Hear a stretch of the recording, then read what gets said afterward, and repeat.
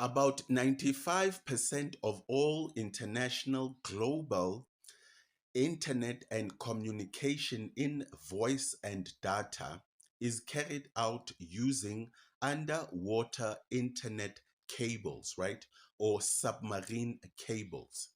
Now, it is believed that about 1.4 million kilometers of these underwater internet cables are spread all over the world, connecting various continents, regions, and transferring data and information that is needed. Now, on average, about 200 of these underwater internet cables are damaged per year, right? Now, about 77% of this damage, which occurs on these underwater cables, right, is unintentional, right? It is not deliberate, right? It is caused by a number of factors. Number one, fishing equipment, right, that drags the cable and breaks it, right? We can add objects like ship's anchors to this. We can also add natural phenomena like sharks and whales and big marine animals basically biting on the underwater sea cables. But a third of the damage that occurs on these underwater internet cables are intentional, right? It's either they are caused by hostile countries, right, to somehow destroy the ability to for countries to transfer information to each other, or to somehow be able or try to connect to the cables and retrieve some data. Now, we will be looking at the anatomy of an underwater internet cable, right? As we all know, all of these underwater internet cables are there to transfer information and data from one part of the world to another, right? But it is able to do this right through something known as a composite material, right? We'll be looking at the anatomy and basic structure of an underwater internet cable, right? Now, this cable comes in layers. It has multiple layers, right? The first layer that you find on an underwater internet cable, right, is the outer protection, right? This outer protection is made of a substance that is known as a polypropylene plastic yarn, right? This outer protection layer is fundamentally used as insulation or for insulation, right? Then the second layer that follows after the insulation layer, right, is known as the braided steel wires, right? And the purpose of adding a braided steel wire, right, is to enhance protective armor for the underwater cable, right? So yes, that's the next layer. After that, you find a layer that is known as the polyethylene plastic sheath, right? Basically, this layer is used for waterproofing. And then the layer that follows, right, it's either you use a copper tube, right, or an aluminum tube, right? These are added to enhance the corrosive, anti-corrosion abilities of the material. I mean the cable.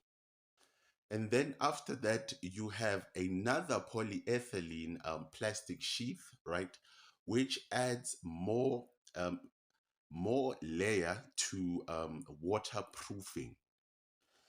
And then eventually we come to a layer which is very important for data information transfer, right? This is where you find your optical fiber, right? These are thin hair-like, what can I say, brushes, right? That transfer information, right, using light. And then the core of this underwater um, internet cable is made out of fiberglass, right? It has a fiberglass core. So what you actually find on the ocean bed, right, are these cables which are made up of these materials, right? So they are laid right over long distances, thousands and thousands of kilometers, right? It is believed that there is about 1.4 million kilometers of these underwater internet cables, right? But the issue with this is that after a certain distance, right, the integrity of the signal, right, gets weak, right? So the signal that carries data, right, if it's transferred over a long distance, it tends to lose its quality, right? It tends to produce a less weaker signal, right? It tends to lose integrity, right? So the thing that you do, right, is to add something known as a repeater device, right? Every 60 to 70 kilometers. So you can think of the repeater device, right, as an amplifier, right? When the signal gets weak because of the long distances that it needs to travel, right? You put this repeater device, right, which is fundamentally an amplifier, right, device to strengthen the signal and maintain its integrity in such a way as that the information that you transfer gets to where you want it in a fast, efficient manner. So every 60 to 70 kilometers, you need this um, repeater device to boost, right, the signal, right, and maintain its integrity. Now, when we look at this amplifier or repeater device, right, it is believed that it is possible, right, to hack into a repeater device or to rig it, right, and access the information which actually passes through the repeater device. So when you tap into or when you hack or rig this repeater device, right, it basically gives you access to information that can be used for surveillance, right, espionage, right, or basically um, stopping your enemies or in their tracks. In 2013, a former secret agent turned whistleblower named Edward Snowden leaked information that the American government rigs and hacks and then taps into the network of underwater internet cables, right, to retrieve information and send it back to its intelligence agencies like the CIA and the NSA. And in conclusion, right, the main geopolitical tensions over the undersea water cables, right, between the superpowers is based on this. These cables carry a lot of information, government based, civilian, even military.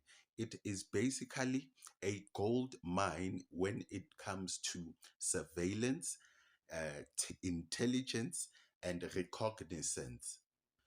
And another important aspect about these underwater internet cables is that they carry about 10 trillion US dollars, right, per day. 10 trillion US dollars flow through these internet underwater cables, right, every day per day.